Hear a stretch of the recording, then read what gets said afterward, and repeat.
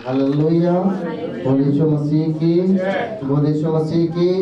बोलिए आज का दिन परमेश्वर ने बनाया है, हम इसमें। या तो थोड़ा आगे आ जाइए आप लोग, मंजिल भाई थोड़ा और आगे। और दोनों ठीक है। आज का दिन यहोवा ने बनाया है, इसमें हम आनंदित और मगन हो जाए। हालेलुया। तो इसके लिए क्या करना पड़ेगा? थोड़ा आनंदित होना पड़ेगा। देखिए, दुख मनाने के लिए कुछ नहीं करना पड़ता है। कोई भी समस्या आ जाए तो हम दुख मनाना चालू कर देते हैं, लेकिन बहुत अच्छे काम होने के बावजूद भी हम रोते रहते हैं। तो कई बार नानू और निकू उधर जाइए, एक वहां बैठ जाइए। निको आप जाइए, मम्मा के पास जाइए। Very good. और हल्ला नहीं कीजिएगा, नहीं तो डंडा चालू हो जाएगा। ठीक है। तो रोने के लिए तो बहुत है, लेकिन खुशी मनाने के लिए लोगों के पास ज्यादा वक्त नहीं है। लेकिन बाइबल बताती है कि परमेश्वर में हम हमेशा खुश हो सकते हैं। चलते फिरते उठते बैठते हर दुख में मुसीबत में भी आप आनंद मना सकते हैं, क्योंकि ये आनंद, ये शांति मनुष्य की ओर से नहीं, परंतु ये परमेश्वर की ओर से मिलता है। सब लोग सोचते हैं जैसे संसार सोचता है वैसे लोग सोचते हैं, लेकिन परमेश्वर का वचन बिल्कुल वैसा नहीं बोलता है जैसे संसार हमको बोलता है। हालेलुया। तो आज हमारा जो विषय है वो है आत्मिक लड़ाई। उस आत्मिक लड़ाई में आपको जीतना है। एक युद्ध चल रहा है हमारे चारों तरफ, हमारे अंदर एक युद्ध चल रहा है, और उस युद्ध को शायद हम लोग नहीं समझ पाते हैं, लेकिन ये बहुत ही पावरफुल युद्ध हमारे अंदर चल रहा है।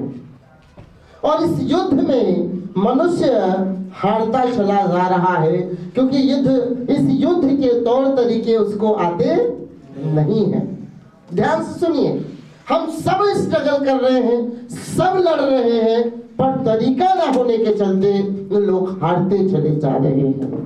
किसी भी, जैसे कोई भी पहलवान अखाड़े में लड़ने जाए और उसने कभी भी तरीके नहीं सीखे हैं, दाव पेच नहीं सीखे हैं, तो वो निश्चय ही हार जाएगा। हारेगा कि नहीं हारेगा? क्यों? क्योंकि उसके दाव पेच नहीं जानते। लड़ने की बड़ी इच्छा है, बड़ी तमन्ना है कि मैं लड़ूंगा, बड़ी हौसला उसके अंदर है। ऐसे कितने हौसले वाले लोग इस संसार में हैं जो लड़ते हैं और अंत तक लड़ते हैं, पर पाते हैं कि वो हार गए। क्यों? क्योंकि उन्होंने दाव पेच नहीं सीखा, लड़ने के तरीकों को नहीं सीखा, या कहे कि उनको पता नहीं है कि सीखना भी चाहिए कि नहीं चाहिए। ये समस्या लोगों के जीवन में है। और आज न तो परमेश्वर किसी को गरीब बनाया है और न किसी को अमीर बनाया है। परमेश्वर ने जिसको भी यहाँ भेजा सबको समान करके भेजा है। ना किसी को हिंदू बनाया, न तो मुस्लिम बनाया, न तो सिख बनाया, न तो ईसाई बनाया। परमेश्वर ने मनुष्य बनाया। हालेलुया। जब परमेश्वर ने मनुष्य बनाया तो मनुष्य ने सब कुछ बना दिया। नहीं तो आज आपस में लड़ते नहीं, आपस में प्यार करते, क्योंकि रचना तो एक ही परमेश्वर की है। हालेलुया। तो ये बातें आज मनुष्य नहीं जानने के कारण बहुत स्ट्रगल कर रहा है। कुछ जानने के कारण भी, मतलब जिसको बोलते हैं ओवर नॉलेज, ओवर कॉन्फिडेंस, इसके कारण भी लोग मार खा रहे हैं कि मैं बहुत जानता हूं या मेरे अंदर बहुत कॉन्फिडेंस है। वो भी काम नहीं कर रहा है, क्योंकि दाव पेच तो आते नहीं है। तो हर एक व्यक्ति को जो युद्ध लड़ रहा है, बोलिए मेरा एक आत्मिक युद्ध है, जिसके लिए मुझे दाव पेच जानना जरूरी है। हालेलुया। आज के दिन में ये आपको समझना है कि हमारा जो युद्ध है वो आत्मिक है, वो शारीरिक नहीं है। कई बार हम सोचते हैं कि एक व्यक्ति आकर हमसे लड़ाई कर रहा है, तो हम उस व्यक्ति से लड़ने के लिए, उसको गिराने के लिए पता नहीं क्या क्या तिगड़ में लगाते हैं। यहाँ तक कि कई लोग तो खत्म भी कर देते हैं किसी को, कि चल ना रहेगी बांस न बाजेगी बांसुरी, और 20 साल तक फिर जाकर वो जेल में बैठे रहते हैं। परमेश्वर ने आपको फिजिकली लड़ने के लिए नहीं बनाया है, आपको एक युद्ध दिया है, वो है स्पिरिचुअली, वो आत्मिक युद्ध है, जिसके कारण आप बड़े से बड़े व्यक्ति को आप जीत सकते हैं। और इस सबसे बड़ा जो हमारा शत्रु है वो लोग नहीं है, लोग से ज्यादा शत्रु हमारा शैतान है, जो दिखाई देता, वो अदृश्य शत्रु है, अदृश्य ताकत है जो हमसे रोज लड़ता है, हमारे परिवारों से लड़ता है, हमारे विचारों से लड़ता है, हमारे समाज से लड़ता है, हमारे लोगों से लड़ता है। ऐसा एक अदृश्य शत्रु है। लेकिन मनुष्य हमेशा उस शत्रु से लड़ रहा है जो दिखाई दे रहा है, हमेशा उस व्यक्ति से लड़ रहा है जो दिखाई दे रहा है, हमेशा उस ताकत से लड़ रहा है जो यहाँ पर फैली हुई दिखाई दे रही है, उससे लड़ना भूल जा रहा है जो दिखाई नहीं दे रहा है। और वही सब लड़ाइयों का, युद्धों का वही कारण है। प्रेज़ द लॉर्ड, हालेलुया, बोले यीशु मसीह की। आइए हम कुछ बातों को देखने के लिए दूसरा कुरिन्थियों की पत्री उसका 10वां अध्याय खोलेंगे। दूसरा कुरिन्थियों उसका 10वां अध्याय। और कोई ऊंची आवाज से 3, 4 और 5 पद पढ़ेंगे। ध्यान से सुनिए। आज आपको ना केवल हम जीतना सिखा रहे हैं, पर आपको एक्चुअली करना क्या है ये सिखा रहे हैं, ताकि आप उस शैतान से, ताकि उस शत्रु से, ताकि वो अदृश्य शक्ति से आप लड़ सकें। और लड़ने का जो युद्ध का मैदान है, देखिए एक लड़ाई है तो उसके लिए एक मैदान होता था। पुराने समय में लड़ाई होती थी तो उसके लिए क्या होता था, एक कुरुक्षेत्र, लड़ाई का क्षेत्र, युद्ध का क्षेत्र। मतलब वो गांव में, घर में, कस्बों में नहीं लड़े जाते थे, क्योंकि कस्बों में लड़ने से वो लड़ाई भी अच्छी नहीं होगी और फिर जगह भी नहीं है। तो एक बहुत बड़ा मैदान हुआ करता था, खाड़ी होती थी या फिर घाटी होती थी जहां पर लड़ाइयां होती थी, जगह होता है वहां पर। उसी प्रकार से आत्मिक युद्ध का भी एक जगह है, आत्मिक युद्ध का भी एक मैदान है, आत्मिक युद्ध का भी एक क्षेत्र है, और जहां पर आत्मिक युद्ध रोज, हर घड़ी, हर दिन, हर क्षण, हर पल चलता रहता है, पर मनुष्य को पता ही नहीं। तो वो युद्ध का जो मैदान है, बाइबल बताती है, वो हमारा मन है। क्या है? क्या है? कहते हैं मन के हारे हार है, मन के जीते जीत। अगर आपका मन ही हार जाए तो आप हार जाते हैं, मन ही दूषित हो जाए आप दूषित हो जाते हैं, मन पवित्र हो जाए आप पवित्र बन जाते हैं, आपका मन अगर अच्छा हो जाए तो आप अच्छा बन जाते हैं, मन बुरा बन जाए आप बुरा बन जाते हैं। मन के अंदर वो शक्तियां छुपी हुई है जो आपके साथ रोज लड़ाई करती है, और अगर उससे जीतने का तरीका पता चल गया, वचन में लिखा है उसका तरीका, तो आप बढ़ते चले जाओगे। आप एक भी युद्ध नहीं हारोगे अगर आपको इसका तरीका पता चल गया तो। आमीन, हालेलुया। अगर तरीका पता नहीं है तो आप हारेंगे और बार बार हारेंगे और हारते चले जाएंगे, हारते चले जाएंगे। परमेश्वर के बेटे और बेटियों, मैं आपको बताना चाहता हूँ कि आपके युद्ध में आप हमेशा जीतने के लिए बनाए गए हो। दूसरा कुरिन्थियों 10 अध्याय उसका 3 से 5 पद तक ऊंची आवाज में पढ़ेंगे। क्योंकि यद्यपि हम शरीर में चलते फिरते हैं, हाँ, तो भी शरीर के अनुसार नहीं लड़ते। ओहो, शरीर में हम चलते फिरते हैं, हाथ, कान, आंख, मुंह, नाक सब कुछ है, पैसा, रुपया, धन दौलत, घर द्वार, गाड़ी सब कुछ है, शरीर में चलते हैं, तो भी हम शरीर से लड़ते नहीं हैं। ओह, ये कैसी लड़ाई है भाई, जिसमें शरीर का इस्तेमाल नहीं कर रहे हैं और युद्ध जीत रहे हैं। जी हाँ, क्योंकि हमारी लड़ाई के हथियार शारीरिक नहीं, पर गढ़ों को ढा देने के लिए परमेश्वर के द्वारा सामर्थ्य है। लेकिन हमारे जो युद्ध के हथियार हैं वो शरीर वाले नहीं है, चाकू, तलवार, बम, आपका भाला, आपका जो भी गन है, वो सब नहीं है, तोप नहीं है। युद्ध के हथियार आत्मिक हैं। हालेलुया। और हम लड़ रहे हैं, इस भाई ने मेरा जिंदगी बर्बाद कर दिया, नहीं छोड़ूंगा, और उसको नहीं छोड़ने के पीछे अपनी जिंदगी बर्बाद करते रहते हैं।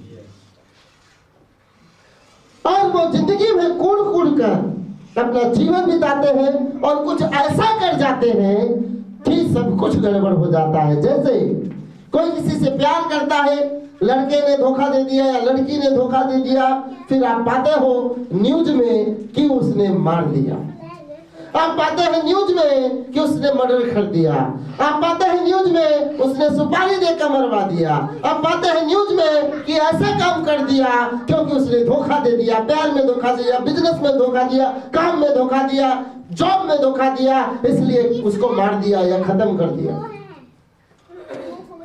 लेकिन बाइबल बताती है हमारे युद्ध के हथियार शारीरिक नहीं है, पर गढ़ों को ढा देने वाले हैं। ऐसा हथियार जो शारीरिक नहीं है, बम, गोला बारूद नहीं है, फिर भी एक एक के गढ़ों को ढा देता है।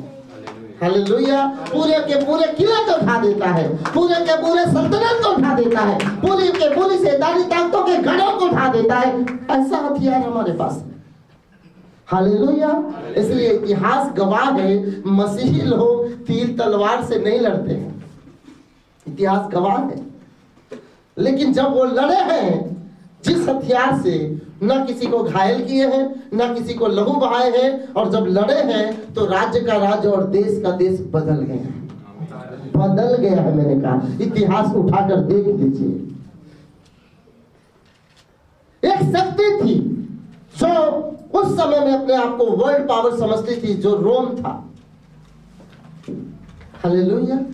उस समय में रोम एक बहुत बड़ा पावर था और मसीही लोग रोम में रहते थे, और वहां के राजा मसीहों के विरोध में खड़े हो गए, और ऐसे खड़े हो गए, बोले इनको तबाह कर दो, नाश कर दो। लेकिन मसीही लोगों के पास एक हथियार था। Hallelujah, hallelujah, hallelujah. उनमें से एक हथियार है जो बहुत पावरफुल है, वो है प्रार्थना, वो है प्रार्थना। हालेलुया। जब मसीहों को सताने लगे तो मसीह घुटने पर आ गए और प्रार्थना करने लगे, प्रभु इसके मन को बदल, इसके जीवन के बदल, प्रभु ये परिस्थिति को बदल, प्रभु चीजों को बदल। वो प्रार्थना घर में लड़ रहे हैं, उनका हथियार प्रार्थना है, और उस हथियार को लेकर घर में घुटने पर बैठकर लड़ रहे हैं। हालेलुया। लोग बाहर तीर तलवार से लड़ रहे हैं, मसीह लोग घुटने पर बैठ के लड़ रहे हैं, और वो भी प्रार्थना के द्वारा। और बाइबल और इतिहास गवाह है, मैं आपको बता रहा हूँ, रोम जो है पूरी रीति से बदल गया। आज जिसको शायद इटली बोलते हैं, आज पूरी रीति से मसीही देश या क्रिश्चियन देश है, पूरी रीति से।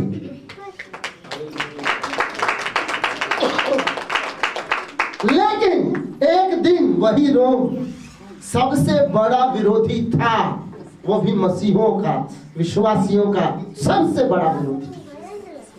वहां के 10 ऐसे राजा हुए जो 10 राजा पूरे विरोध में खड़े थे। आप सोचते हैं एक एक राजा 30-30, 40-40, 50-50 साल राज्य करता था। 10 राजा 200-250 वर्षों तक सताते रहे, लेकिन वो घुटने पर प्रेयर करते रहे, और एक राजा जो पैदा हुआ वो खुद मसीह को ग्रहण कर लिया, और पूरा राज्य ही बदल गया, पूरा देश ही बदल गया।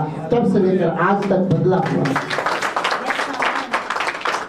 युद्ध के हथियार शारीरिक नहीं है पर आत्मिक है, पर जब वो ढाते हैं तो देश के देश को बदल देते हैं, राज्य के राज्य को बदल देते हैं, परिवार के परिवार को बदल देते हैं। मारते नहीं है, बदल देते हैं। ध्यान से सुनिए। सबसे बड़ी बात यह नहीं कि किसी को खत्म कर दो और आप जीत गए। सबसे बड़ी बात यह है कि किसी के लाइफ को इतना प्रभावित कर दो कि वो अपने लाइफ को बदला हुआ देखे और आपके सामने घुटने टेक कर कहे मुझे माफ कर दो, मैंने आपके साथ बहुत बुरा किया, और उसके जीवन बदल। प्रेज़ द लॉर्ड, हालेलुया, बोल यीशु मसीह की। तो परमेश्वर हमें हथियार दिया है, उसमें से पावरफुल वेपन है जो बाइबल में लिखा है, नित्य इस वेपन का इस्तेमाल किया करो। हालेलुया। लूका रचित सुसमाचार, इसको खोले रखेंगे, लूका रचित सुसमाचार उसका 18वां अध्याय 1 और 2 पद पढ़ो। ये ऐसा हथियार है, कठोर से कठोर व्यक्ति, दुष्ट से दुष्ट व्यक्ति को बदल कर रख देता है, उसके मन को बदल कर रख देता है। जी हाँ, पढ़ेंगे। फिर उसने इसके विषय में की नीति प्रार्थना करना और याग न करना। यस, उनसे ये दृष्टांत कहा। यीशु मसीह ने कहा नित्य प्रार्थना करना। नित्य मतलब हालेलुया, हमेशा, लगातार, हर समय आप प्रार्थना करना, हिया मत छोड़ना। मतलब आप घुटने पर बैठकर किसी जॉब के लिए, किसी बिजनेस के लिए प्रेयर कर रहे हो कि मुझे ये जॉब चाहिए, मुझे ये बिजनेस चाहिए। आपने 1 दिन प्रार्थना किया, आप 2 दिन कर रहे हैं, आप 10 दिन कर रहे हैं, आप 1 महीने हो गया, आप 2 महीने हो गया, आप 3 महीने हो गया, हियाव नहीं छोड़ना। जब तक आपको वो ना मिल जाए, आप लगे रहना, आपको मिलेगा। हालेलुया। आपकी परिस्थितियां बदली हुई दिखाई देंगी, चाहे वो 6 महीने लगे, चाहे साल भर लगे। कहता नित्य प्रार्थना करना और हियाव नहीं छोड़ना। हालेलुया। इसका मतलब लोग हियाव छोड़ देते नहीं। प्रार्थना तो किए थे, कितने दिन, 1 आध महीने किए थे, गए थे, फिर नहीं हुआ तो छोड़ दिए। लेकिन यीशु क्या कह रहा है, ये आत्मिक हथियार को इस्तेमाल करने के लिए जब तक जीत ना जाओ तब तक छोड़ना नहीं। और निश्चित है इस हथियार से आप हर परिस्थिति में जीतोगे जरूर। Praise the lord, hallelujah. आप निश्चय जीतोगे, इसमें गारंटी है कि आप जीत लोगे। आप बीमारी से जीतना चाहते हो, आप दुष्टात्मा से जीतना चाहते हो, आप कमजोरी से जीतना चाहते हो, आप लोगों से जीतना चाहते हो, आप परिस्थिति से जीतना चाहते हो, आप फाइनेंस में जीतना चाहते हो, आपके पास बड़ा हथियार है, वो है प्रार्थना। लेकिन सवाल ये उठता, प्रार्थना किससे करे, कैसे करे, कब करे, कहां करे? प्रार्थना केवल जीवित परमेश्वर के सामने। हालेलुया। अगर जीवित परमेश्वर, आज मनुष्य के सामने प्रार्थना करते रहो ना, करते रहो, वो आज खुश हुआ तो कुछ कर देगा, कल गुस्सा हुआ निकाल देगा, खत्म मजा। लेकिन जब वो खुश होता है ना, वो आपके जिंदगी को बदल देता है, पूरी रीति से बदल देता है, हमेशा के लिए बदल देता है। Praise the lord, hallelujah. तो परमेश्वर से प्रार्थना करें तो आपके पास एक हथियार हो गया। नित्य प्रार्थना करते रहो और हियाव मत छोड़ो। तो इसके बारे में उसने एक दृष्टांत कहा। क्या किया उसने? एक दृष्टांत बताया। और दृष्टांत का मतलब एक उदाहरण, एक कहानी बताया यीशु ने। उस कहानी में यीशु ने क्या बताया कि एक विधवा औरत थी, उसका एक केस चल रहा था और उस केस में जो उसका विरोधी मुद्दई था वो उसको परेशान करता था। तो वो कोर्ट में गई, जज के पास गई। जज थोड़ा दुष्ट था, थोड़ा नहीं, पूरा दुष्ट था। उसने कहा ना तो परमेश्वर का डर मेरे अंदर है और ना ही किसी मनुष्य को डरता, किसी को नहीं डरता। विधवा गई, मेरा न्याय चुका दो, मुद्दई बहुत परेशान कर रहा है। बोले कल आना, जाओ। कितने बजे? 8 बजे। 8 बजे पहुंच गई। फिर कल बोल रहा है, अच्छा कल आना। विधवा बोली कितने बजे? बोले 7 बजे। और 7 बजे पहुंच जाएंगे। 7 बजे पहुंच गई। फिर बोला कि कल आना। बोले कितने बजे? बोले 8 बजे आना। चलो, फिर पहुंच गई। रोज रोज रोज रोज रोज रोज रोज रोज रोज रोज रोज रोज रोज कह रहा है कल आना, कल आना, कल आना, कल आना। विधवा कह रही छोड़ूंगी नहीं, जितनी बार बुलाएगा मैं उतनी बार जाऊंगी, लेकिन मेरा काम जरूर पूरा होना। हालेलुया। मुझे नहीं पता कितनी बार उसने बुलाया, लेकिन बाइबल बताती है कि जब जब वो बुलाया वो तब तब गई। और उसने कहा ये विधवा तो मेरे नाक में दम। सुबह सुबह पहुंच जाती है, सुबह से शाम तक बैठी रहती है, भेज देता हूँ चली जाती है, दूसरे दिन बुलाता हूँ आ जाती है। ये छोड़ने वाली नहीं है। तो दुष्ट न्यायी ने कहा सुन, ना तो मैं परमेश्वर का भय मानता हूँ और ना किसी मनुष्य से डरता हूँ। इसके बावजूद भी मैं तुमको बताना चाह रहा हूँ कि तेरे बार बार आने से मैं क्या करूंगा, तेरा न्याय चुकाऊंगा। हालेलुया, तेरा न्याय चुकाऊंगा। और उस विधवा का न्याय चुकाया और विधवा जीत गई। हालेलुया। यीशु ने कहा जब विधवा जीत सकती है तो क्या परमेश्वर तुम्हारी प्रार्थना नहीं सुन सकता है? परमेश्वर आज मैं आया हूँ, मेरी परेशानी को सुन और ठीक कर। नहीं बोला कल आना, बोले कल भी आऊंगी। हालेलुया। फिर बोला कल आना, बोले कल भी आऊंगी। इसके बोला कल आना, 1 महीने तक आप बोलोगे तो भी आऊंगी, 2 महीने तक बोलोगे आऊंगी, लेकिन जब तक छुटकारा नहीं मिलेगा तब तक छोड़ूंगी। Praise the lord, hallelujah. ऐसे लोगों का छुटकारा निश्चित परमेश्वर करता है। ऐसे लोग जरूर आजाद हो जाते हैं, ऐसे लोग जरूर चौंक पाते हैं, ऐसे लोग जरूर ऊंचाइयों पर जाते हैं, बजाय उनके कि 10 दिन जाने के बाद फिर नहीं हुआ, लगता है नहीं होगा। तो परमेश्वर ने कहा मेरे मन में तो पहले से पता था बेटा कि तेरे अंदर यही चल रहा है कि नहीं होगा। जैसा तेरा विश्वास वैसा तेरे लिए हो जाए। तेरे अंदर ही विश्वास था कि 10 दिन जाऊंगा, हो जाए तो ठीक है और नहीं हो जाए तो अपना रास्ता अपना ही लेंगे, कौन सा दिक्कत। Hallelujah, hallelujah. लेकिन दिक्कत तब है जब किसी ने 6 महीने बिता दिया और उसको नहीं मिल रहा है, वो छोड़कर नहीं जा सकता। बोले 6 महीने आ गए ना, अब 1 महीने और लगाऊंगा लेकिन लेकर जाऊंगा। Hallelujah, hallelujah. बोले से मसीह के परमेश्वर देता है मेरे प्रिय, पर मनुष्य हार जाता है। मनुष्य को पता नहीं है कि पाने का तरीका क्या है। नित्य प्रार्थना करते रहना एक तरीका है आपके जीवन में ब्लेसिंग का, छुटकारे का, जॉब का, बिजनेस का। क्या लिखा है? हमारे शरीर के हथियार कह रहा है यद्यपि हम शरीर में तो चलते हैं फिरते हैं तो भी शरीर के अनुसार लड़ते नहीं है, हाथापाई नहीं करते। ठीक है। फिर इसके बाद क्योंकि हमारी लड़ाई के हथियार शारीरिक नहीं पर गढ़ों को ढा देने के लिए परमेश्वर के द्वारा सामर्थ्य है। इसलिए हम 5 पद पढ़ेंगे ऊंची आवाज से। इसलिए हम कल्पनाओं का और हर एक ऊंची बात का जो परमेश्वर की पहचान के विरोध में उठती है खंडन करते हैं और हर एक भावना को कैद करके मसीह का आज्ञाकारी बना देते हैं। ओह, मतलब मेरे अंदर जो युद्ध चल रहा है वो विचारों का चल रहा है, वो कल्पनाओं का चल रहा है। ये नहीं हो रहा है, पता नहीं क्या हो रहा है। ये मैं जाता हूँ इंटरव्यू देने, मेरा बहुत सब कुछ होते होते बिगड़ जा रहा है, शायद ये गड़बड़ है। ये कल्पनाओं का युद्ध है जिसको इंग्लिश में बोलते हैं इमेजिनेशन। आपका इमेजिनेशन जो है बार बार आपको यह दिखा रहा है कि आप सफल नहीं हो सकते। और बाइबल बताती है इसलिए है जब हमको पता चल गया कि हमारा युद्ध शरीर में नहीं है, हमारा युद्ध मनुष्य से नहीं है, हमारा युद्ध किसी शासक से नहीं है, हमारा युद्ध आत्मिक है और वो मेरे अंदर ही चल रहा है। तो कहते मन के हारे हार है, मन के जीते जीत। मैं अपने मन ही मन हार रहा हूं तो अपनी जिंदगी को देख रहा हूं कि वो हार रहा है,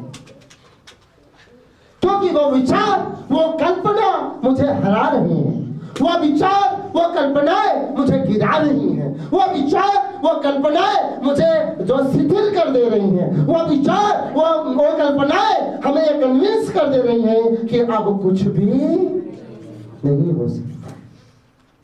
और मनुष्य हार गया, मनुष्य टूट गया है, मनुष्य बर्बाद हो गया है। लेकिन बाइबल बताती है इसलिए हम कल्पनाओं का और हर एक ऊंची बातों का जो परमेश्वर के पहचान के विरुद्ध में उठती है हम उसका खंडन करते हैं। हर वो विचार, हर वो कल्पनाएं जो मेरे अंदर उठ रही है परमेश्वर के पहचान के विरुद्ध है।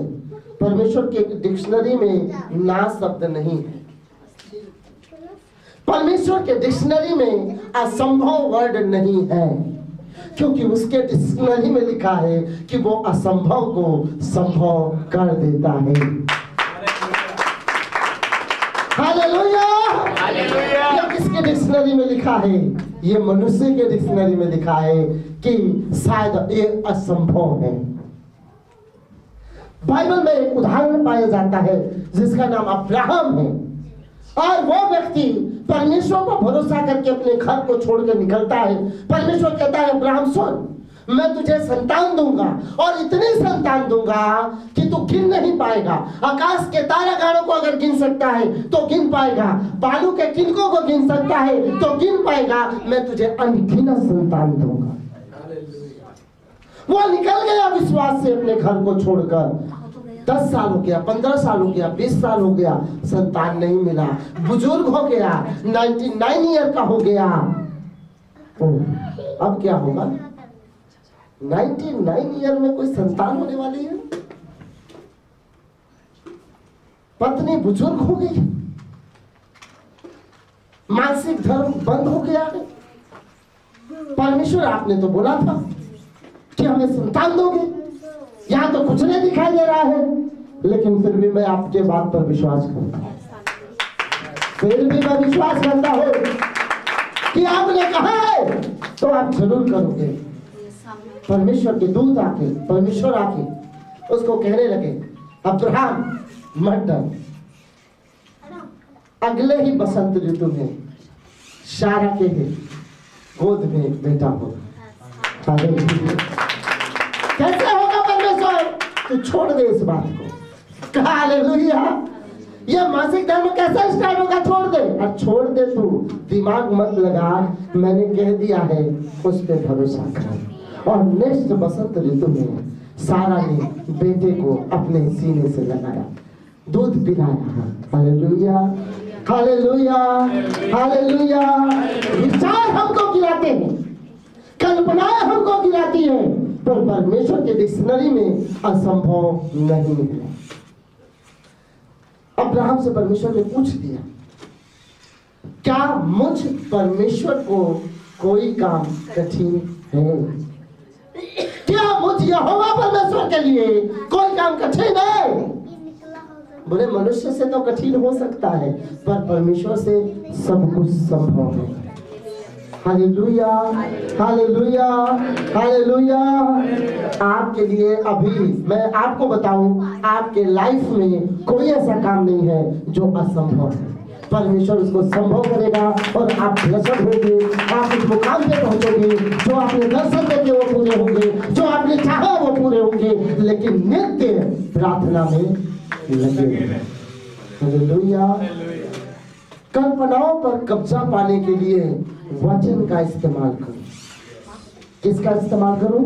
वचन हथियार है। बोलिए वचन, वचन हथियार है, वचन तलवार है। ये मैं नहीं कह रहा हूं, ये बाइबल कह रही है। हालेलुया। इफिसियों के पत्री में लिखा है परमेश्वर के वचन जो है, आत्मा का जो तलवार है वो परमेश्वर का वचन है, उसको ले लो। आत्मिक तलवार तलवार नहीं है, आत्मिक तलवार ये वचन। इसको जो बंदा जानता है वो हर परिस्थिति में जीत जाता है। जस्ट इसको बोलता है और शैतान जो योजना बनाई होती है उस पर आत्मिक तलवार चल जाती है और जीत जाते हैं। शैतान बीमारी की तलवार लेकर आया है, आपने वचन का तलवार बोला, उसके कोड़े खाने से मैं चंगा हो गया हूं, तो ये तलवार चलता है और बीमारी गायब हो जाती है। हालेलुया। आपका बिजनेस डूब रहा है और आप कहते हैं कि वो मेरे लिए निर्धन बन गया कि मैं धनवान बन जाऊं, मेरा बिजनेस मुझे गरीब बना रहा है, लेकिन वचन कहता है कि यीशु हमें धनवान बनाता है। आपका बिजनेस चालू हो जाए। Praise the lord. हालेलुया। किस तलवार का इस्तेमाल करना है ये जानना है। ये वचन जीवित वचन है, इसमें लिखा है, लेकिन जब आप बोलते हैं, जब आप इसको इस्तेमाल करते हैं, जब इसको लागू करते हैं, ये जीवित हो जाता है और जो आप बोलते हैं वो होना चालू हो जाता है। हालेलुया। मैं हमेशा कहता हूँ, हमारे देश के 2 लोगों ने 2 शब्द बोले थे। परमेश्वर के विषय में, उसके लोगों के विषय में, मैं नाम नहीं लेना चाहता हूं, महान लोग हमारे देश के ऐसे जो प्रधानमंत्री और राष्ट्रपति हुआ करते थे उनके बारे में बोल रहा हूं। एक ने ये बोला, मसीहों को सोने दो, उनको जगाओ नहीं, वो सोते हुए शेर हैं, सोते हैं तब तक अच्छा है, जिस दिन जाग जाते हैं उस दिन सब कुछ फाड़ देते हैं। जानते हो कैसे? अगर मसीही लोगों को कोई सताए ना तो जहां पर वो है वहीं के वहीं रह जाएंगे। अगर कोई उनको विरुद्ध में खड़ा हो गया तो वो शेर के समान खड़े हो जाते हैं, और जब दहाड़ना चालू कर देते हैं सारी चीजें बदलना चालू हो जाती हैं। हालेलुया। दहाड़ने का मतलब आप समझ रहे हैं ना?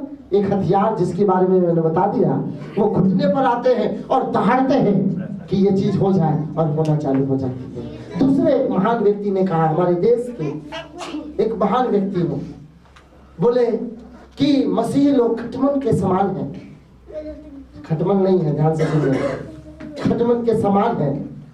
एक उपमा दिया गया कि जितना उसको दबाओगे उतना ही बढ़ते जाएगा। आप जानते हैं खटमल, जितना आप उसको दबाओगे उसके ब्लड के द्वारा, उसके प्रोटीन के द्वारा इतनी सेना उनकी तैयार हो जाती है, इसलिए लोग मारने से डरते हैं। खटमल एक मारिए 10 पैदा होगा। बोले उसको दबाओ मत, जितना दबाओगे उतना ही वो क्या होगा, बढ़ेगा। मसीहत की एक पहचानी है, जितना आप दबाओगे उतना वो फैलेगा, जितना विरोध करोगे उतना वो मजबूत होगा, जितना ही उसके विरुद्ध में खड़ोगे वो शेर के नहीं दहाड़ने लगेगा और चीजें बदलना चालू हो जाएंगी। इतिहास की बात कर रहा हूँ मैं, कोई कल्पना नहीं बता रहा हूँ, इतिहास गवाह है। आज पूरी दुनिया में 60 से 70% लोग जो यीशु को विश्वास करते हैं। ना तीर से लड़ा उन्होंने, ना तलवार से लड़े, ना हथियार से लगे, ना बंदूक से लड़े, ना तोप से लड़े, केवल प्रार्थना से लड़े, और 60% लोग आज विश्वास करते हैं यीशु। आप इतिहास उठाइए, आप जाकर गूगल कर लीजिए, आप पाएंगे मसीही लोगों को। क्यों? क्योंकि उनके युद्ध का हथियार क्या था? क्या था? प्रार्थना था। एक किसी ने इस प्रकार से कहा कि प्रार्थना मसीही जीवन की रीढ़ की हड्डी है। प्रार्थना मसीही जीवन की रीढ़ की, अगर बिना रीढ़ की हड्डी के आप खड़ा नहीं हो सकते, चल नहीं सकते, झुक नहीं सकते, बैठ नहीं सकते, उसी प्रकार से बिना प्रार्थना के आप कभी भी मसीही जीवन में आगे नहीं बढ़ सकते। प्रार्थना, प्रार्थना, प्रार्थना। एक परमेश्वर के जन बोले सफलता के 3 राज, तो लिखिए। तो सब लोग अपनी डायरी उठाए, क्योंकि वो बहुत बड़े परमेश्वर के जन हैं। तो डायरी उठाए, बोले बोलिए। नंबर 1 प्रार्थना। दूसरी बात कुछ और भी हो सकती है। नंबर 2 प्रार्थना। तो तीसरी बात प्रार्थना। सफलता की एक राज है, प्रार्थना, प्रार्थना, प्रार्थना। अगर आप प्रार्थना में लगे रहोगे, शैतान कितना भी बड़ा हो, दुष्ट कितना भी बड़ा हो, तांत्रिक कितना भी बड़ा हो। मेरे पापा के बारे में मैं बहुत अच्छी तरीके से जानता हूँ। जब वो पुजारी थे, जब प्रभु में आए बाद में, तो एक बार कोर्ट में गए। ये कहानी बहुत लाजवाब है। एक बाबा जी थे, महंत थे, वहां पे कोर्ट में आकर वकीलों के पास बैठकर अपना ज्ञान बता रहे थे। मेरे पिताजी पहुंच गए और वहां पर जो वकील थे वो पहचान लिए कि भैया ये तो यीशु को मानता है। तो बाबा को बताए, बाबा देखो ये मेरे पुजारी था, यीशु को मानता है। बाबा बहुत नाराज हुए, बेटा तुमने बहुत बड़ा गलती किया, अपराध किया। बाबा ने कहा क्या अपराध कर दिया बाबा? मेरी बीवी बीमार थी, मेरा बच्चा बीमार था, हम खर्चे में डूबे हुए थे, प्रभु को माना, सच्चाई को जाना और हमारा जीवन बदल गया। कौन सा अपराध कर दिए? बोले तुझे नहीं पता है तू क्या कर रहा है, तुझे ये नहीं पता कि मैं कौन हूँ। अभी यहीं पर मंत्र मारूंगा और तू उठ नहीं पाएगा। मेरे पापा ने कहा अच्छा तो मार दीजिए, हम यहीं पे बैठे। बाबा ने कहा तुम नहीं जान रहे हो, बकवास कर रहे हो। बकवास नहीं कर रहा हूँ बाबा जी, जिसको मानता हूँ मैं जानता हूँ उसको कि वो कौन है। Hallelujah, hallelujah, hallelujah. ये जितने वकील बैठे हैं कहो तो स्टाम्प पे लिख के दे देता हूँ, अगर मैं मर भी जाऊं तो बाबा को कुछ नहीं होना चाहिए। क्यों? हालेलुया। बाबा उठ के चल दिया, बोले ये आदमी बहुत ठीक है। ठीक नहीं है, पक्का विश्वासी है, क्योंकि वो जानता है कि परमेश्वर के अलावा और कोई नहीं। Praise the Lord, hallelujah। प्रार्थना प्रार्थना प्रार्थना आपके अंदर है, प्रार्थना और प्रार्थना और प्रार्थना। कोई भी खड़ा हो जाए आप जीत जाओगे। Hallelujah hallelujah hallelujah hallelujah. कल्पनाओं को उठा दो जो आपके अंदर उठती हैं, जो आप परमेश्वर के वचन के खिलाफ, परमेश्वर के पहचान के खिलाफ जो कल्पनाएं उठती हैं उसको ढा दो। कैसे ढाओगे? 3 तलवार कुछ नहीं है, प्रार्थना में ढा दो। यीशु के नाम से दुष्ट की ताकत, डर की आत्मा, मैं तुझे यीशु के नाम से बंद देता हूँ और तुझे ढा देता हूँ यीशु के नाम से। तेरा कोई अधिकार नहीं मेरे जीवन में, तेरा कोई अधिकार नहीं मेरे परिवार में, तेरा कोई अधिकार नहीं मेरे जॉब में, तेरा कोई अधिकार नहीं है मेरे बिजनेस में। आप प्रेयर तो करो, वो ढा जाएगा। वो भय का आत्मा, वो असफलता की आत्मा गिरेगी और आप सफल होगे, आप दिलेर बन जाओगे। कौन से बाबा के पास गए थे भाई? आप तो डरपोक थे, आज तो हार रहे हो। कौन से बाबा के पास गए थे? बोले कोई बाबा के पास नहीं गए थे, केवल प्रार्थना प्रार्थना और प्रार्थना। Hallelujah hallelujah. लोग पता नहीं क्या क्या जतन मतन तंत्र मंत्र टोना टोटका करते हैं कि कुछ तो बन जाए। मैं आपको कह रहा हूं कुछ मत करो, केवल प्रार्थना करो, केवल प्रार्थना करो, केवल प्रार्थना करो। हर चीज बदलती हुई दिखाई देगी आपके। केवल आप प्रार्थना में उनको ढा दो। आपके विचार में आ रहा है आज एक्सीडेंट होने वाला है, बोल रहे दुष्ट सुन, यीशु मसीह के नाम से मैं प्रार्थना करता हूँ तेरे सारे एक्सीडेंट को, तेरी सारी योजनाओं को, तेरी सारे जो है तरीकों को मैं ढा देता हूँ यीशु के नाम से। यीशु के स्वर्गदूत मेरे आगे आगे जा रहे हैं, मेरे गाड़ी के आगे आगे जा रहे हैं, मेरी रक्षा कर रहे हैं। एक्सीडेंट टल रहा है और मैं सुरक्षित जा रहा हूँ और सुरक्षित वापस आ रहा हूँ। आप सुरक्षित जाओगे, सुरक्षित आओगे, शैतान ऐसा दिखेगा। हाँ, एक ऐसा आदमी है यार, ये मुझसे भी नहीं डरता, क्योंकि हम परमेश्वर से डरते हैं, क्योंकि हम परमेश्वर से डरते हैं। हालेलुया। अगर उससे डरते हो तो आपको डरने की जरूरत नहीं पड़ेगी। Praise the lord, hallelujah. तो आपके युद्ध के हथियार कैसे हैं? आत्मिक है। कैसे हैं? और वो कौन से हथियार हैं? हाँ, बाइबल के वचन और प्रार्थना के द्वारा आप जीतोगे हर कल्पनाओं को। ये कल्पना है, एक विचार है जो आपको हराता है। जब इंटरव्यू देने जाते हैं वो विचार ऐसे बोलता है, कितनी बार गया है तो थोड़ी पास होगा, कुछ ना कुछ कमी निकल जाएगी और तो बाहर आ जाएगा। हम जाते हैं, मतलब इधर डर है अंदर, फिर भी हम जाते हैं, फिर फुल टाई लगा के बैठे, फिर अंदर तो चल रहा है ना, कुछ गड़बड़ होगा और फटाक से मुंह से गड़बड़ निकल गया। ओहो, मैं सोच ही रहा था कि आज गड़बड़, बड़ा गड़बड़, मेरी लाइफ भी ऐसी है, सब बर्बाद है। दूसरा व्यक्ति ओवर कॉन्फिडेंस, मेरा जॉब है, मैं पाऊंगा। फिर ओवर कॉन्फिडेंस में कुछ का कुछ बोल के आ गया, बोले चल निकल भाई, तो सारी कंपनी बर्बाद कर देगा। हालेलुया। फिर भरोसा परमेश्वर, परमेश्वर मेरी योग्यता उतनी नहीं है, परमेश्वर मेरी क्षमता उतनी नहीं है कि मैं इस जॉब को प्राप्त कर पाऊं, लेकिन मेरा भरोसा तुझ पर है कि तू इस जॉब को मेरे लिए रखा। मुझे दिलेर बनाना, मुझे साहसी बनाना, मुझे सही शब्द देना, हर बेकार बातों को, हर नकारात्मक बातों को, हर बेकार की बातों को आज मैं कैंसिल करता हूँ, उसे ढा देता हूँ और तेरे दिलेरी को, तेरी सामर्थ को, तेरे वचन को, तेरे अभिषेक को लेकर जाता हूँ। जब आप जाओगे आपके अंदर दिलेरी होगी, अब जो चाहोगे वो आपके लिए होगा। आप बाहर निकलोगे, आप दूसरे को बोलोगे एक्चुअली ये मेरे लिए तो नहीं था जॉब, पर परमेश्वर ने मुझे दिला दिया। एक भाई हमारे बीच में मयंक है, उसकी एक टेस्टमनी थी। बेचारा मतलब परिस्थिति के कारण वो अपने पढ़ाई को ड्रॉप कर दिया और उसने एक जगह पर अप्लाई किया होटल मैनेजमेंट के लिए। और उसमें उस ट्रेनिंग के लिए BA, MA, डबल MA करने वाले लोग अप्लाई किए थे और वो 12th भी नहीं पूरा कर पाया था और वो यहाँ पर सेवा करता, वीडियो बनाता, यहाँ पर सहायता करता, यहाँ पर और सारे काम करता, भाग दौड़ करता। पास्टर जी जॉब नहीं है,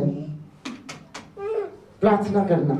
अचानक फोन आ गया एक दिन कि तुमने 1 साल पहले 1.5 साल पहले जो तुमने फॉर्म डाले थे वो उस फॉर्म के लिए इंटरव्यू हो रहे हैं। 1 साल पहले चले गए तो चले गए, दूसरा नया फॉर्म डालेगा ना। अब उसी फॉर्म को बोल रहे भैया आके तुम इंटरव्यू दे जाओ। अब मेरे पास आकर कह रहा पास्टर जी मेरे लिए एक ही प्रार्थना कर दीजिए, मैं जितना टाइम तक इंटरव्यू दूं दिलेरी के साथ दूं, कोई घबराहट ना हो, कोई डर ना हो, जो हम मिले या ना मिले। मैंने कहा चलो प्रार्थना करते। प्रार्थना कर दिए। इंग्लिश में इंटरव्यू था, बोले सबका 2 मिनट में इंटरव्यू खत्म होता था, मेरा 5-6 मिनट तक इंटरव्यू लिया और बोला तो मैंने बोला कि संडे को मुझे छुट्टी चाहिए। अभी जॉब तो मिली नहीं है, छुट्टी चाहिए, क्या बात है, क्यों छुट्टी चाहिए बेटा? संडे को सर मैं चर्च जाता हूँ। चर्च जाते हो? अच्छा, गाना आता है? हाँ आता है, गाना गाओ। उसने गाना भी गा दिया यीशु मसीह का। बोले सबका 2-2 मिनट में बाहर निकाल रहे थे, मुझे 5-6 मिनट बिठाकर गाना भी सुने, इंटरव्यू भी हुआ। बोले ठीक है बेटा जाओ। बोले उसमें हजारों लोग में उसका सिलेक्शन हो गया और कितने टैलेंटेड लोग थे। हालेलुया। उसका स्टडी पूरी हुई, उसने पार्लियामेंट में काम भी किया, मतलब क्या नाम है उसका, हैदराबाद हाउस में, और आज पार्लियामेंट में जॉब कर रहा है। Hallelujah, praise the Lord. बोले यीशु मसीह के क्या ये योग्यता थी? क्या उसके अपने पास कोई क्षमता थी? नहीं, परमेश्वर वो काम आपको देता है जो आपके पास योग्यता भी ना हो, ताकि आप कहो परमेश्वर ये मेरे कारण नहीं हुआ, ये तेरे कारण हुआ, ये तेरे। Praise the lord, hallelujah. ना तो कॉन्फिडेंस, ना तो ओवर कॉन्फिडेंस, पर ये विश्वास है प्रभु पर जो आपके जीवन को बदल देता। प्रभु आपको बड़ी आशीष दे, अपनी महिमा के लिए इस्तेमाल करे और आज आपका दिन आशीषित और सफल और ब्लेस्ड हो। हमें जोरदार ताली बजा के